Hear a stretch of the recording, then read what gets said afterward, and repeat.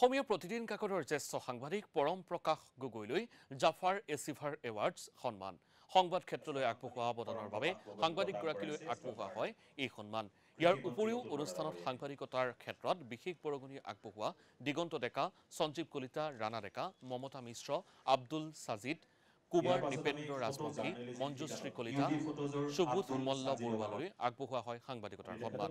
আনহাতে dynamic youth leadership শিতানত Gitartha Goswami, medical service শিতানত হেল্থ চিটি হাস্পতাল, পুলিচ ছাৰ্ভিচ শিতানত IPG এডমিন নিতুল গগৈ, শিক্ষাৰ শিতানত ডক্টৰ ৰঞ্জিত ডেকাৰ উপৰিও 21গৰাকী গ্ৰাম্য সাংবাদিককো সম্বৰ্ধনা জনোৱা হয়।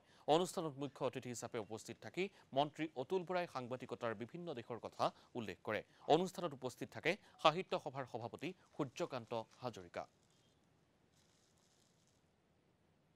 সংবাদ মাধ্যমৰ লোকে ইয়াত যথেষ্ট সংখ্যক আছে।